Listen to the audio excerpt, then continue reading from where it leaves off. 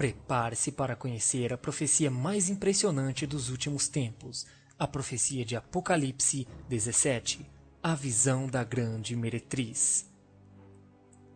Para quem não sabe, Apocalipse foi escrito pelo apóstolo João, o último apóstolo de Cristo a morrer.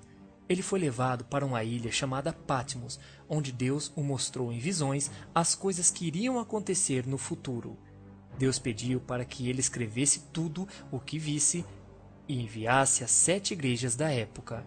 E em uma de suas visões, ele viu essa grande meretriz, que é representada por uma mulher e simboliza uma igreja. Isso porque em Efésios 5, versículo 25 diz: Maridos, amai vossas mulheres, assim como Cristo também amou a igreja e se entregou por ela. Aqui, Jesus faz uma comparação entre mulher, igreja, homem, Jesus. Logo, a mulher de Apocalipse 17 simboliza uma igreja. No versículo 1 diz: E veio um dos 7 anjos que tinham as 7 taças, e falou comigo, dizendo-me: Vem, mostrar-te-ei a condenação da grande prostituta que está sentada sobre muitas águas, com a qual se prostituíram os reis da terra, e os que habitam na terra se embebedaram com o vinho de sua prostituição. E levou-me em espírito a um deserto, e vi uma mulher assentada sobre uma besta de cor vermelha, que estava cheia de nomes de blasfêmias, e tinha 7 cabeças e 10 chifres. A mulher estava vestida de púrpura e escarlata, que simboliza vermelho e roxo, e adornada de ouro e pedras preciosas e pérolas, e tinha na sua mão um cálice de ouro, cheio das abominações e da imundícia de sua prostituição. E na sua testa estava escrito um nome: Mistério, a Grande Babilônia, a mãe das prostituições e abominações da terra. E vi que a mulher estava embriagada com o sangue dos santos e o sangue das testemunhas de Jesus, e vendo-a, eu maravilhei-me com grande admiração. Não é de se espantar que João tenha se maravilhado, afinal ele viu uma igreja perto de um monstro horrendo. Durante a Segunda Guerra Mundial, o sistema papal foi responsável pela morte de mais de 100 milhões de judeus pelas mãos de Hitler. Talvez por isso a explicação que ela estava embriagada com o sangue dos santos e das testemunhas de Jesus.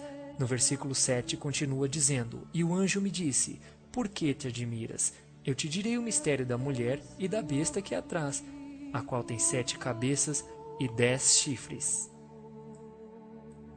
A besta que vistes foi e já não é, e há de subir do abismo, e irá à perdição, e os que habitam na terra, cujos nomes não estão escritos no livro da vida, desde a fundação do mundo, se admirarão, vendo a besta que era e já não é, mas que virá.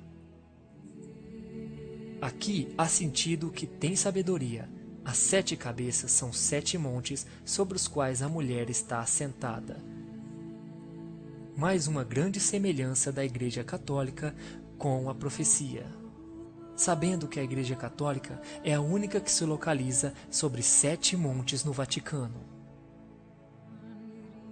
No versículo 10 diz: E são também 7 reis, 5 já caíram, um existe e outro ainda não é vindo, e quando vier, convém que dure um pouco de tempo. A questão dos reis é bem simples. Em 1929 foi assinado um tratado chamado Tratado de Latrão. Neste acordo, Benito Mussolini, um dos protagonistas da Segunda Guerra Mundial, doava um pedaço de terra ao Vaticano. Sendo assim, desde então, o Vaticano começava a mandar em seu próprio território, funcionando como se fosse um regime monárquico. E todos nós sabemos que é na monarquia que atuavam os reis. Sendo assim, os papas, que são a autoridade máxima no Vaticano, se tornaram reis, e o Vaticano se tornou um Estado próprio e começou a ser chamado de Estado Independente do Vaticano. Então não fica difícil de contar os 7 reis da profecia, ainda mais quando cita que o 7º iria reinar por pouco tempo, e foi de fato o que aconteceu com Bento XVI, não foi? No versículo 11 continua dizendo: E a besta que era e já não é, ela também é o 8º, e é do 7, e vai à perdição. Entendendo a profecia deste modo, um dos 7 últimos papas seria a besta. Seria o Papa Francisco a besta? Não. E vamos entender por que não é ele e saberemos ainda nesse vídeo quem é a besta. No versículo 12 diz: E os 10 chifres que viste são 10 reis, que ainda não receberam reino, mas receberão poder como reis junto com a besta durante 1 hora. Estes têm o mesmo intento e entregarão poder e autoridade à besta. Estes combaterão contra o Cordeiro, e o Cordeiro os vencerá, porque é o Senhor dos senhores e o Rei dos reis. Vencerão os que estão com ele, chamados eleitos e fiéis. No versículo 15 diz: E disse-me: As águas que vistes, onde se assenta a prostituta, são povos, multidões, nações e línguas. No versículo 16 diz: E os 10 chifres que vistes na besta são os que odiarão a prostituta, e a colocarão desolada e nua, e comerão sua carne, e a queimarão no fogo. Porque Deus tem posto em seus corações que cumpram seu intento, e tenham a mesma ideia, e que deem à besta o seu reino, até que se cumpram as palavras de Deus. E a mulher que vistes é a grande cidade que reina sobre os reis da terra, ou seja, a Babilônia espiritual. Agora vamos até Apocalipse 13, saber quem é a tal besta da qual o Apocalipse 17 fala tanto. Logo no versículo 1 de Apocalipse 13 diz: E vi subir do mar uma besta que tinha 7 cabeças e 10 chifres, e sobre os seus chifres 10 diademas, e sobre suas cabeças um nome de blasfêmia. Note que a besta de Apocalipse 17 tem apenas os 10 chifres, já a de Apocalipse 13 tem os 10 chifres com 10 diademas. Os chifres, como vimos, representam 10 reis, certo? Em Apocalipse 17:12 diz: E os 10 chifres que vistes são 10 reis, que ainda não receberam reino, mas receberão poder como reis durante 1 hora, juntamente com a besta.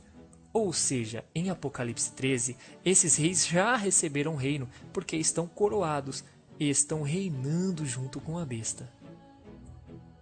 Agora compare alguns versículos. Em Apocalipse 13:3 diz: E vi uma das suas cabeças como ferida de morte, e a sua chaga mortal havia sido curada, e toda a terra se maravilhou após a besta.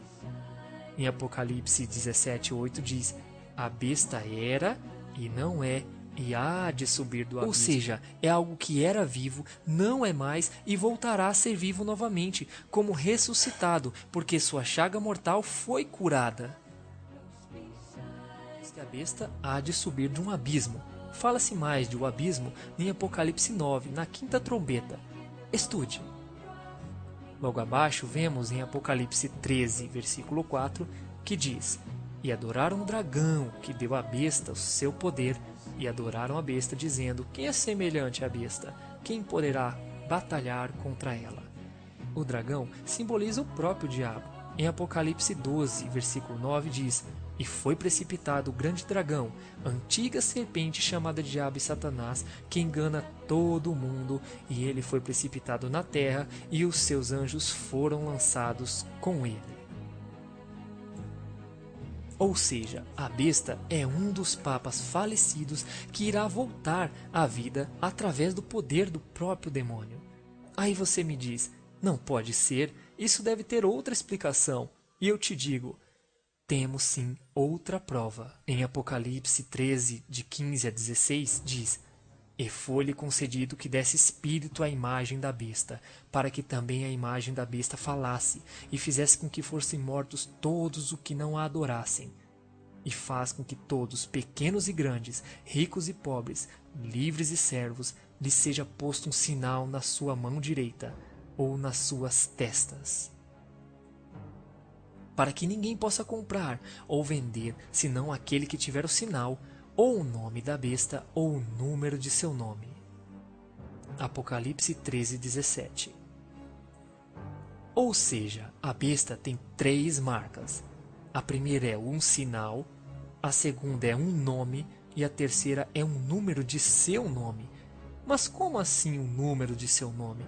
Como alguém pode ter um número do seu próprio nome? Em Apocalipse 13:18 diz: aqui há sabedoria. Aquele que tem entendimento, calcule o número da besta, porque é número de um homem, e o número é 666. Ora, se devemos ter sabedoria para calcular, isso não seria jamais tarefa fácil para qualquer um desvendar, não é mesmo? Então vamos para o mistério. Estamos falando do Vaticano, certo? O Vaticano se localiza em Roma, na Itália, certo? E a língua oficial falada na Itália é o latim, o único idioma no mundo onde as letras também são números. Logo é fácil calcular o número do nome, não é? Vendo a profecia, chegamos à conclusão de que um dos 7 papas será a tão temida besta, certo? Chegamos à conclusão de que um dos 7 últimos papas é a tão temida besta do Apocalipse, certo? Então temos que pegar o nome dos últimos 7 papas e fazer o cálculo. Pio XI, que estava no cargo quando foi assinado o Tratado de Latrão, Pio XII, João XXIII, Paulo VI, João Paulo I, João Paulo II e Bento XVI. Esses são os últimos 7. Muitas pessoas dizem que é curioso. Eu já diria que é impressionante. Se pegássemos talvez 1000 cidadãos dentro da Itália, não conseguiríamos chegar ao número 666. Mas dentre 7 papas, incrivelmente, um deles apenas dá a soma 666. O nome do 6º rei, João Paulo II, quando somado, nos dá o número 666. Lembrando que o V no latim tem o som de U. Isso você mesmo pode comprovar com a pesquisa simples.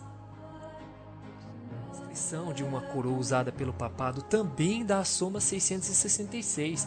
Mais uma evidência incrível de que a besta está relacionada ao papado. Na coroa está escrito Vicarius Filii Dei, e como podemos ver, dá a soma 666. Meus irmãos, em 2 Tessalonicenses capítulo 3, versículo 2 diz: ninguém de maneira nenhuma vos engane, porque não será assim sem que antes venha a apostasia e se manifeste o homem do pecado, o filho da perdição, a besta. Ainda no capítulo 2, versículo 8 a 9, diz: e então será revelado o iníquo, a quem o Senhor desfará pelo sopro de sua boca, e aniquilará pelo esplendor de sua vinda. A esse cuja a vinda é segundo a eficácia de Satanás, com todo o poder e sinais de prodígio de mentira. E ainda continua: e com todo o engano da injustiça para os que perecem, porque não receberam o amor de verdade para se salvarem. E por isso Deus enviará a operação do erro, para que creiam na mentira, para que sejam julgados todos os que não creram na verdade, mas antes tiveram prazer na iniquidade. Ou seja, meus amigos, quem não acreditar na verdade até a chegada da besta, não vai mais acreditar, pois Deus vai enviar a operação do erro para que eles creiam na mentira. E por que o Papa Francisco I não pode ser a besta do Apocalipse? Afinal, ele é o 8º, não é? Notícia do site Terra, no dia 1º de março de 2013, após a renúncia do Papa Bento XVI. Este link está na descrição deste vídeo. A renúncia de Bento XVI tem gerado questionamentos entre teólogos, sendo que alguns alegam que agora o Papa emérito não deveria ou mesmo não poderia ter se desligado do seu pontificado. De acordo com essa segunda tese defendida pelo teólogo Enrico Maria Radaelli, quando os cardeais se reunirem para eleger um sucessor, estarão na realidade elegendo um antipapa ou um impostor. De acordo com o site Wikipedia, a lei do Vaticano é: o Papa é eleito pelo Colégio de Cardeais e o seu cargo é vitalício. Cargo vitalício quer dizer que deve ser exercido enquanto há vida, ou seja, de maneira legal e histórica, o Papa Bento XVI ainda é o Papa da Igreja Católica. Melhor dizendo, ainda não chegou o 8º Papa Rei. Ainda na notícia do site Terra, que tem como título Renúncia de Bento XVI cria dilema de legitimidade do novo Papa, diz: uma lição muito curta de teologia católica é necessária neste ponto. Os postos de padre ou bispo são considerados sacramentais, como o batismo e o casamento. Um bispo e um padre podem renunciar ao seu trabalho, mas, segundo a Igreja, continuam a ser bispos ou padres. O papado, porém, não tem um status sacramental, mas é uma função. Então, meus amigos, não nos enganemos. Por que vocês acham que o Papa Bento XVI não voltou a ser Joseph Ratzinger? Afinal, ele não é mais Papa de acordo com o Vaticano e deveria voltar a usar seu nome de cardeal. Aí vocês podem me dizer que isso não é possível, afinal a Igreja Católica é a igreja que Jesus mandou Pedro construir. Mas pense bem, por causa disso, o livre-arbítrio estaria proibido dentro da igreja? Você acha realmente que se o inimigo estivesse planejando um grande engano para levar a humanidade à perdição, ele iria se manifestar numa instituição pequena? Esta manifestação não iria afetar apenas os católicos, mas a pessoas do mundo inteiro, de várias crenças. Em Apocalipse 18, versículo 4, ainda diz: E ouvi uma voz do céu que dizia: Sai dela, povo meu, para que não seja participantes de seus pecados e que não incorras em suas pragas. O profeta Malaquias, considerado como santo pela própria Igreja Católica, diz o mesmo que Apocalipse 17. Ele descreveu os últimos 115 papas da história. E de acordo com sua profecia, Bento XVI seria também o penúltimo. Ele diz assim: na perseguição final à Sagrada Igreja Romana, reinará Pedro Romano, que alimentará o seu rebanho em meio de muitas turbulências, sendo então destruída a cidade das 7 colinas, e o formidável juiz julgará o povo. Não há outra explicação tão convincente quanto esta e com tantas semelhanças. Isto é uma profecia revelada diante de seus olhos. Basta você querer entender, irmão, e cuidar-se, pois o acontecimento de maior proporção na humanidade está para acontecer assim que Bento XVI não tiver mais vida. Deus abençoe vocês, inscrevam-se no nosso canal e até o próximo.